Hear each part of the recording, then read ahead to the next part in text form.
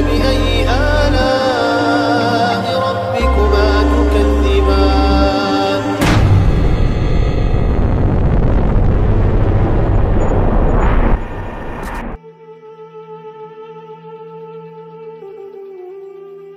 Alhamdulillah wassalatu wassalamu ala rasulillah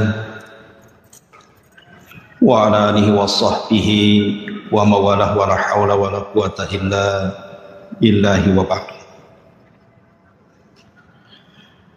Malaikat adalah makhluk dari makhluk Allah subhanahu wa ta'ala.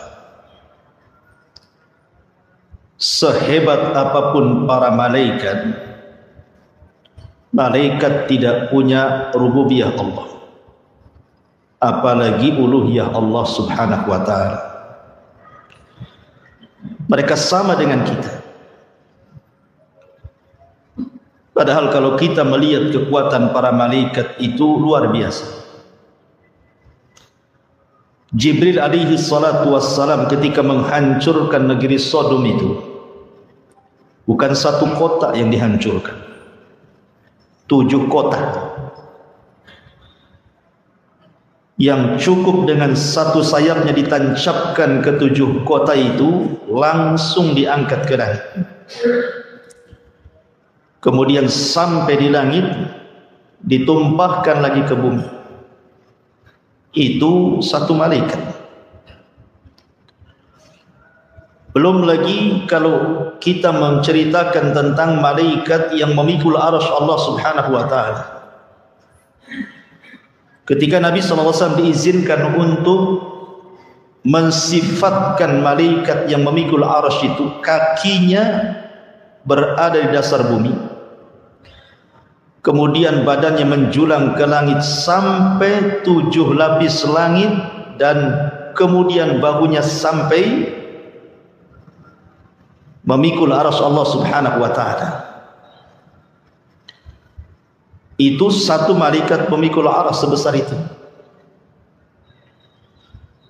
Tetapi walaupun demikian, kita katakan bahwa malaikat tetaplah malaikat. Dia adalah makhluk Allah subhanahu wa ta'ala. Tidak boleh orang menyembah para malaikat seperti yang dilakukan orang-orang musyrik jahiliyah. Mereka menganggap bahwa Tuhan-Tuhan yang mereka sembah seperti Lata, Uzza, Manat dan yang semacamnya, mereka mengatakan itu banatullah, anak-anak putrinya Allah. Maha suci Allah dari apa yang mereka katakan. Ma'asyiral muslimin yang dimuliakan Allah subhanahu wa ta'ala, adapun jumlah para malaikat, maka sering saya katakan berdasarkan firman Allah subhanahu wa ta'ala, wa ma ya'lamu junuda rabbika illa hu wa ma huwa illa dzikra lil bashar. Tidak ada yang tahu jumlah berapa para malaikat kecuali Allah subhanahu wa ta'ala. Ketika Nabi SAW menyebutkan malaikat yang menggeret Jahannam saja, di mana Rasul mengatakan Jahannam itu memiliki 70 tali kekang.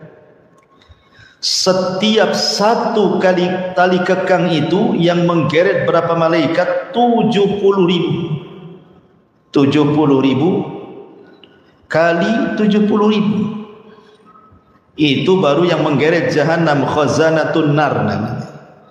Malaikat-malaikat penjaga neraka. Sebanyak itu.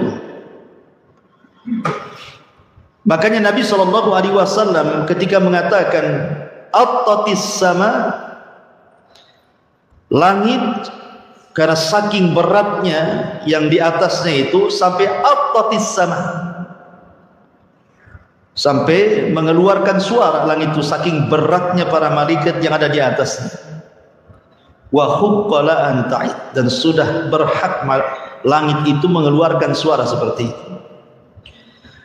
Kenapa? Karena Nabi SAW mengatakan setiap 4 jari di langit itu ada malaikat yang berdiri sampai kiamat, ruku sampai kiamat, sujud sampai kiamat. Apabila ditiupkan sangkakala, baru mereka kemudian menengadahkan wajah-wajah mereka kepada Allah dan mengatakan, Ya Rabb, ma na'buduka haqqa ibadati, ma na'buduka haqqa ibadatika. Ya Rabb, kami minta maaf, kami belum mampu betul-betul menyembah. Padahal sudah sujud dari awal penciptaan sampai kiamat. Ngomong gitu dia. Kami belum mampu betul-betul menyembah diri, apalagi kita. Harusnya kata-kata itu kita yang ngomong. Belum lagi Nabi SAW pernah melihat Baitul Ma'mur. Satu hari di Baitul Ma'mur, malaikat yang masuk tawaf itu sebanyak 70.000. Kemudian tawaf beribadah, keluar tanpa kembali. Besoknya malaikat datang dengan jumlah yang sama, tapi malaikat yang lainnya.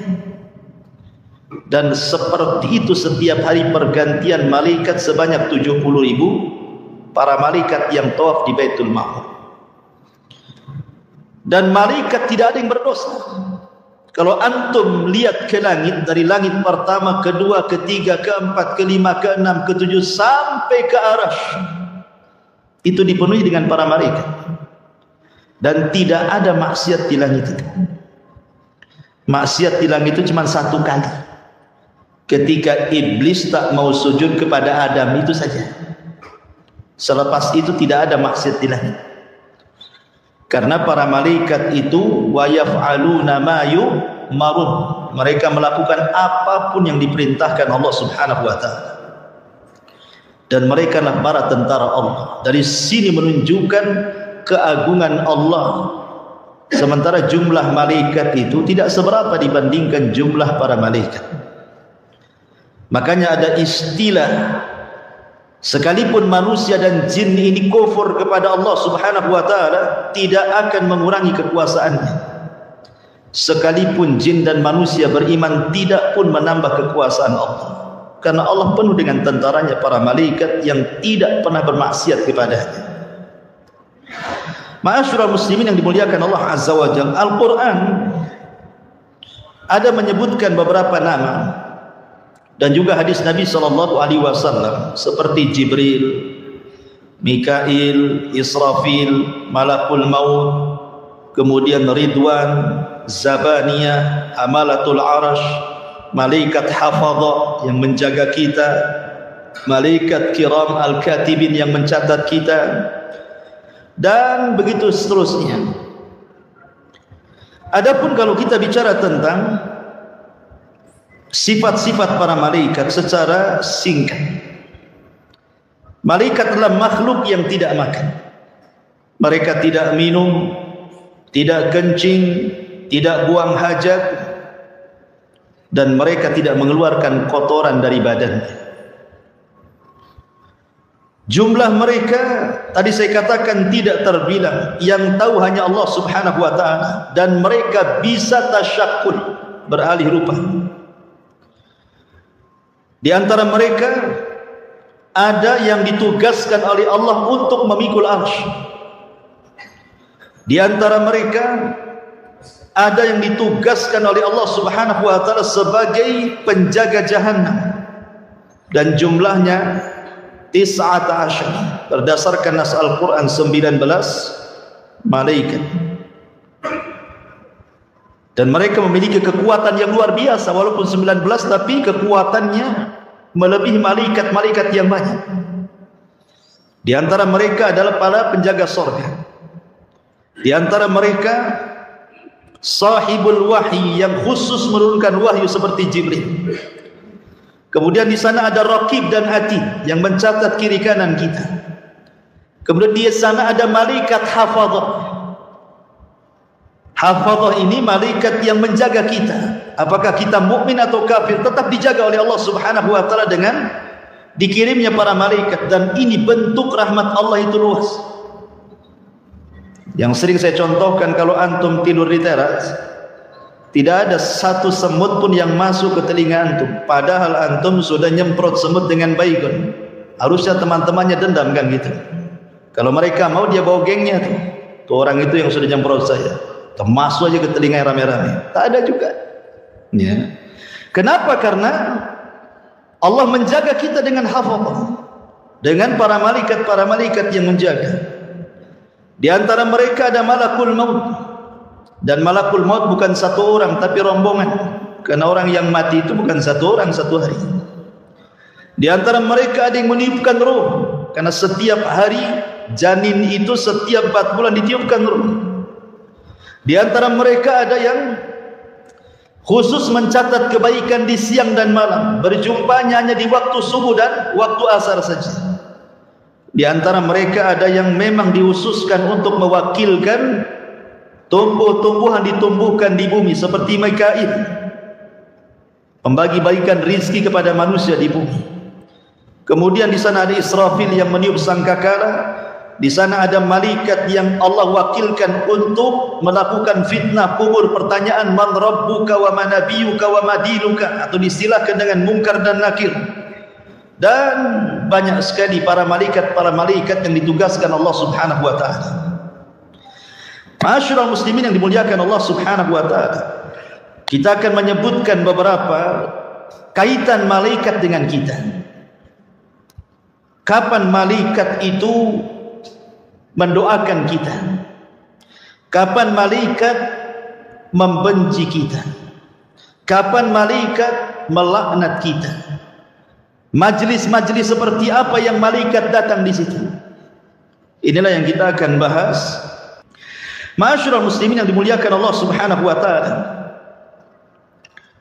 malaikat ini adalah makhluk yang Allah Subhanahu wa taala fitrahkan kepada mereka cinta dengan kita kaum muslimin. Makanya Allah Subhanahu wa taala kalau cinta dengan kita itu yang pertama dipanggil siapa? Jibril.